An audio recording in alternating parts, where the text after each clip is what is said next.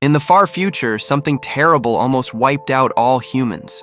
A huge nuclear war broke out, and bombs were launched all over the world. It looked like humanity was finished, but somehow, people survived. After that disaster, humans were divided into two groups. The first group is called the genetics. These are people whose DNA has been changed and improved. They are stronger, smarter, and seen as the leaders of this new world. The second group is called the specials. These are just normal humans, but in this new world, they are treated like they don't matter at all. They are seen as weak and disposable. One of these specials is Leon.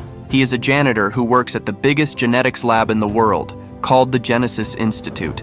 Leon is also paraplegic, which means he cannot walk. But even then, he continues to work and survive in this harsh world. One day at work, Leon notices a group of students visiting the lab. They are there to learn about the company and its advanced technology. A guide starts explaining the history. She tells them that 65 years ago, after the nuclear war, a scientist named Liam Smith helped rebuild the world with his discoveries. During his research, he found a new type of plant that appeared after the nuclear explosions. This plant was later called the Genesis flower. This flower is very special. It can produce a huge amount of energy, enough to replace all normal energy sources. Because of this, it became one of the most important discoveries in human history. While the guide is busy explaining all this to the students, Leon sees his chance. With the help of his adoptive sister, Chloe, who is actually one of the students in the group, he hacks into the lab's security system. He quietly opens a locked door and moves into a restricted area. Ahead of him, there are two guards standing watch. Leon then uses a clever trick. He activates a small toy mouse and sends it toward the guards. When the guards pick it up, it releases a sleeping gas, and both of them fall unconscious. Now the path is clear. Leon moves forward and connects a cylinder filled with sleeping gas to the lab's oxygen system. Within moments, all the scientists inside the lab fall asleep. Everything is going perfectly. Leon quickly moves forward and tries to open the next door, but there's a problem. He doesn't know the code, so he contacts Chloe and asks for help. At the same time, the guide is still talking to the students. She explains that in this world, parents can choose genetic upgrades for their children at birth. These upgrades make them stronger and smarter, but the specials are different. Their bodies reject these changes, so they are left behind. Hearing this, one of the students starts making fun of the specials. He calls them useless and says they should be thrown away. This makes Chloe really angry. She starts arguing with him, and soon they are both fighting in the middle of the class. The situation gets out of control, so a security guard steps in and tells everyone to calm down. But what he doesn't realize is, this was all part of Chloe's plan. While everyone is distracted, Chloe quietly steals a notebook from the guard's pocket. That notebook contains all the access codes for the building. She quickly sends the correct code to Leon. Now Leon finally opens the door and enters the main laboratory. Inside, he sees something incredible, a huge glass dome, and inside it, there is a tree with the powerful Genesis flower. Without wasting time, Leon pulls a lever and unlocks the dome's security. Then, using a simple glass cutter, he carefully breaks open the dome and takes a small sample of the flower.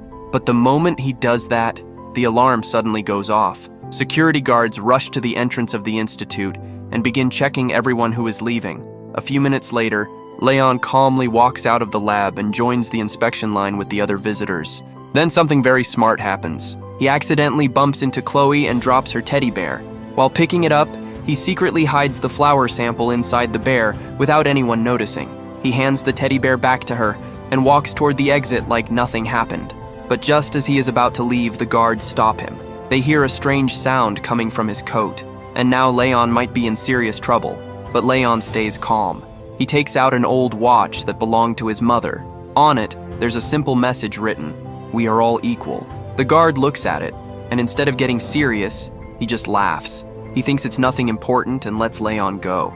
And just like that, Leon and Chloe successfully leave the institute, carrying their prize with them. A few hours later, the two meet again in the main square. There they see a big advertisement for a concert by Marouse, Chloe's favorite singer. Unlike most genetics, Marouse is different. She has planned a special concert where she wants to meet her fans, especially the specials. Chloe gets excited and asks Leon if they can go, but Leon doesn't like the idea. He knows the truth. Most genetics don't treat specials kindly. In fact, many of them attack specials if they enter their area, so he refuses. After that, the two head back home, to the special district. This part of the city is very different. The buildings are damaged from the old nuclear war. Everything looks broken and unsafe. People live in very poor conditions, and on top of that, they are always being watched by security guards. Life here is not easy. After passing another security check, Leon goes to a small thrift shop, while Chloe stays back and watches TV. On the news, a man named Senator Kessler is giving an interview. He talks about something called Proposal 42. According to him, this new plan will create a special compound that can turn specials into genetics. If this works, there will be no more difference between people. Everyone will be equal. Hearing this, Chloe feels hopeful. For the first time, she believes things might actually change. But Leon doesn't believe it at all. He recognizes the senator and says these are just empty promises. In his eyes, nothing is going to change so easily. Later, they both return to their home. The house once belonged to Chloe's parents, who are no longer alive. Inside, things are very interesting. Leon has secretly built his own small lab. There, he creates prosthetic body parts and even robotic armor. At the same time, Chloe is busy experimenting with different plants. Now that Leon finally has a sample of the Genesis flower, things are about to change. He quickly starts extracting a powerful compound from the plant, and once the work is done, things change fast. Soon he and Chloe start getting more customers. People come to buy robotic parts, energy charges, and other useful items. Their small setup slowly turns into a busy business. That night, after finishing their work, both of them are about to rest. But suddenly, Leon gets a call. It's a customer. The man says he works as a cook in the genetics district, and his exoskeleton is badly damaged. He begs Leon to come and fix it urgently, and even offers to pay triple the money. Chloe immediately says no. She reminds Leon that specials are not allowed to enter the genetics district. It's too dangerous. But Leon doesn't listen. He says he knows a secret way inside and agrees to go. Seeing this, Chloe has no choice but to go with him. A few minutes later, they reach the restaurant where the cook works. Leon starts repairing the exoskeleton while everything seems normal. But suddenly, everything changes. A group of masked attackers storms into the restaurant. They are called the anti-genetics. Without warning, they start attacking everyone inside. People panic and chaos spreads everywhere. The alarm goes off. The cook, now wearing his repaired armor, runs out to see what's happening. But just seconds later, he comes back badly injured. With his last breath, he tells them that the anti-genetics are here, and then he dies right in front of them. Chloe is shocked and terrified. She tells Leon they need to get out of there immediately, but there's a problem. The back door is locked electronically, and now they hear footsteps. Security forces are coming. At that moment, Leon gets an idea. He quickly wears the cook's exoskeleton. For the first time, he is able to move his legs. But there's no time to celebrate. The attackers are getting closer. Leon and Chloe hide behind the counter, trying to stay quiet. Soon, the masked group enters the kitchen. They spray their symbol on the walls and start searching for any survivors. For a moment, it seems like they will leave, but then something goes wrong. Leon's exoskeleton suddenly glitches, and he accidentally stands up. Now he's exposed. The leader of the group orders his men to kill him, but this time Leon fights back.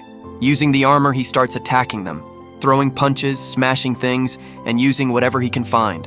During the fight, he hits the leader hard and his mask comes off for a second. Leon sees something shocking. The man has a big scar on his face. The fight continues, but Leon finds a chance to escape. He grabs Chloe, and both of them run away, finally making it back to the special district. Once they reach home, they turn on the TV. The news is already reporting the attack at the restaurant, but things get even worse. Security cameras have captured Leon and Chloe at the scene. Now they are the main suspects. Then the reporter starts interviewing Captain Hughes, the leader of the Special Forces. The moment Leon sees his face, he freezes. He recognizes that scar. It's the same man from the attack. That means Captain Hughes himself is the leader of the anti-genetics. Chloe is confused. She can't understand why he would do something like this, but Leon figures it out. He believes Hughes is secretly attacking genetics and then blaming the specials for it. This way, people will start hating specials even more. And once that happens, the government will allow stricter and more dangerous actions against them. But Leon also realizes something else. For this plan to fully work, Hughes will need an even bigger attack. And suddenly, Chloe remembers something important. The concert of her favorite singer is happening tonight. If anything happens to her, everyone will blame the specials. And then the whole district could be destroyed. Chloe gets worried and asks Leon what they should do. But Leon gives a shocking answer. He tells her to pack her bags and leave the city as fast as possible. Chloe can't believe it. She says thousands of innocent people could die. But Leon coldly replies that it's not their problem. He just wants to escape. Hearing this, Chloe gets angry. She refuses to go with him and calls him a coward, then walks away. Her words hit Leon hard. Now, he starts thinking, did he make the wrong choice? At that moment, he looks at the exoskeleton he built, and suddenly, he gets an idea. Later that night, Chloe comes back home, and this time she sees something different. Leon has changed. He is now building stronger, more powerful armor. And not just that, he is using the Genesis flower itself as the power source. Once the armor is ready, Leon wears it and starts testing it. At first, he struggles. He can't move properly and keeps losing balance. But Chloe helps him. Using her plant experiments, she creates special weapons made from plants and adds them to the suit. Now the armor becomes even more powerful. Hours later, it's time for Myra's concert. On one side, the specials are standing behind fences, controlled by security guards. After the show ends, Myra leaves with her team and heads toward their bus. But suddenly, the anti-genetics attack again. They surround the group and threaten Myra. The leader tells her to come with them quietly, or they will kill her. Everything seems lost. But then a voice comes from above. Everyone looks up, and they see a mysterious figure standing on the roof. A warrior wearing a hood and an iron mask with a powerful exoskeleton. It's Leon.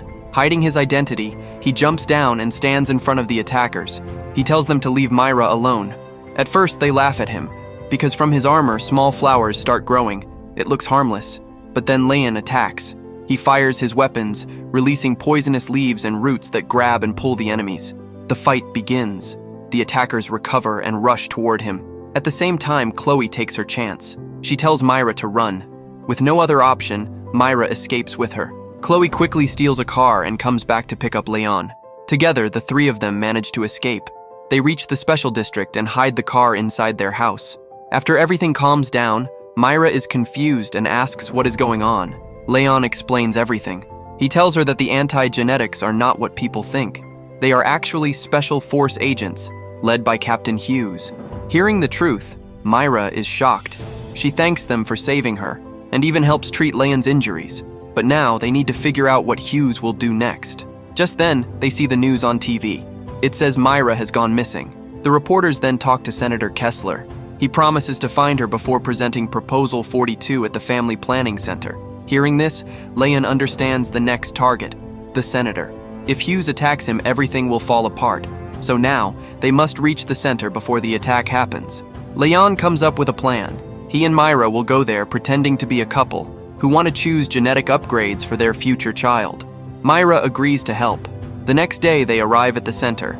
Leon is disguised as a rapper to hide his identity. Once inside, he starts thinking of a way to protect everyone, because he knows the attack can happen at any moment. Then he gets an idea. He announces that his wife will give a special live performance. Everyone gets excited.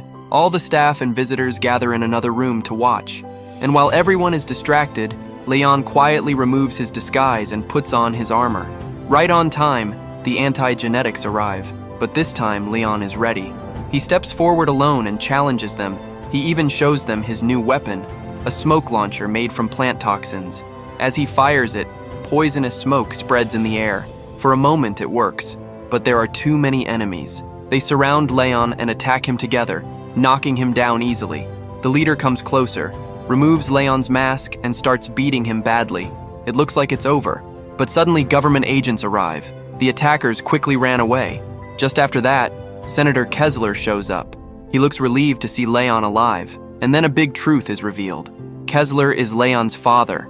It turns out, Myra had already called him and told him everything about Captain Hughes and the secret attacks. Just then, Chloe also arrives. But when she sees Leon with the senator, she misunderstands everything. She thinks Leon is also part of the conspiracy. Heartbroken, she leaves. Leon tries to go after her, but his father stops him and says he needs medical treatment first. Moments later, reporters arrive at the scene. Seeing the chance, Senator Kessler speaks to the media. He praises Leon as a hero, a special who fought against the attackers. He uses this moment to support Proposal 42, saying this proves that specials deserve a chance to become genetics. He hopes the Senate will now approve his plan. The next day, Leon is recovering in his father's high-tech facility. Kessler comes to check on him. Leon asks about Chloe, but Kessler says his team is still searching for her. Right now, he says, his focus is on helping Leon walk again. He promises that this time he will cure him. But Leon doesn't trust him. He reminds his father about his mother who died during a similar experiment. Kessler feels guilty. To prove his honesty, he gives Leon a final letter written by his mother. Leon reads it. In the letter, his mother says goodbye and asks him to forgive his father and to help others. Her words deeply affect him. For a moment, father and son try to reconnect. But then, Myra comes in and asks Leon to go outside for a walk. They go to a camp nearby. There are many specials waiting, hoping to get the cure. Among them, Leon sees Chloe. She runs to him and apologizes for doubting him. Finally, they make up. Now, Leon tells Chloe and Myra something important. They need to find the truth about Project 42. But all the data is locked inside the lab, so they must break in before the experiments begin. While thinking of a plan, Leon meets some of his old customers. One of them has a cyber camera. Leon borrows it and comes up with an idea. Soon after, one of the special volunteers is taken into the lab for the treatment. At the same time, Chloe secretly sneaks into the lab through a ventilation tunnel. She starts recording everything. Inside, the volunteer is placed inside a machine, and then something horrifying begins. The machine starts extracting material directly from his brain. At that moment, Senator Kessler enters the lab along with Captain Hughes. Hughes asks how the cure works. Kessler explains everything. He says they mix the genetic compound with material taken from specials. But here's the dark truth. To get that material, they must remove it from the brain. And that causes permanent damage, which means the so-called cure cannot actually help the specials. It won't work for them at all. So why is Kessler doing this? Because he has a hidden goal. He only wants to cure Leon, and to do that, he needs many special volunteers to sacrifice their lives. Hearing all this, it becomes clear this entire project is a lie. Captain Hughes, who already hates specials, then asks a chilling question. What will happen to the volunteers after this? But the answer is even worse. Senator Kessler says they are expendable, meaning their lives don't matter. He says the best option is to simply get rid of them, even the man still lying inside the machine. Hearing this truth, everything becomes clear. Chloe quickly runs back to the camp and shows the recording to everyone. Myra is shocked. She regrets trusting the senator and telling him everything, but Leon doesn't give up. He says there is still a way to stop all this. They just need to send this recording to the authorities, and the only way to do that is through the control room. But first, Leon needs his armor back. Luckily, Chloe has good news. She knows where the armor is, and she even stole a key from one of the guards. Now, Leon gathers everyone. He asks the specials to stand together to fight back and to stop Kessler and Hughes once and for all. The next day, Senator Kessler visits Leon, smiling. He says the cure is finally ready, but suddenly Leon grabs him by the neck. He throws off the blanket, revealing that he is already wearing his armor. Leon tells him the truth. He knows everything, and he asks his father how he could sacrifice so many innocent people. Kessler finally admits it. He says he did all this just to cure Leon. He could never accept that his own son was born as a special. But Leon gives him a powerful reply. He says he is not the one who needs fixing, and with that, he leaves. Leon meets Chloe, and both of them rush to the control room. They try to access the system, but it's locked. Chloe says she needs time to break in, so Leon decides to go back and help the others. On the way, he meets Myra. She kisses him and tells him to stay safe. Then, wearing his mask, Leon heads into battle. At the camp, Captain Hughes is already there with his men. He sees Leon and laughs, thinking he is alone. But suddenly all the specials come out from the tents. They are ready to fight. An intense battle begins. Leon goes straight for Hughes. They fight hard, exchanging powerful blows. But Hughes is stronger. He knocks Leon down and badly damages his armor. Leon struggles to move and is forced to retreat. He runs toward the lab. Inside the lab, Leon activates a system opening the glass dome that protects a Genesis plant. He tries to destroy it, but Hughes follows him and attacks again. This time, Leon can barely fight back. Hughes kicks him hard, sending him crashing into the glass dome. The glass shatters. Leon falls to the ground. Hughes prepares to finish him, but Leon has one last move. He grabs one of the Genesis flowers. Suddenly, the plant reacts. It releases sharp poisonous thorns, hitting Hughes directly. This time, Hughes is defeated. Leon wins. At the same time, in the control room, Chloe and Myra finally manage to send the recording to the authorities, and everything changes. Within minutes, government forces surround the facility. They shut everything down. Proposal 42 is canceled. An arrest order is issued for Senator Kessler, but he escapes. The only thing left behind is the container of the cure, and it's empty. Days later, everything starts to change. The wall between districts is removed. Specials are finally free. They can now walk anywhere just like everyone else. People celebrate this victory, and they all talk about the mysterious masked hero, without knowing his real identity. Now life slowly returns to normal. Leon, Chloe, and Mira walk together happy that they made a difference. But the story isn't over. Far away, hidden in the shadows, Kessler is watching them, his face covered. It turns out, he used the cure on himself, and now he wants revenge. Against everyone, even his own son. So guys, what do you think about this movie? Let me know in the comments. And if you enjoyed this story, don't forget to like and subscribe for more amazing recaps. See you in the next video.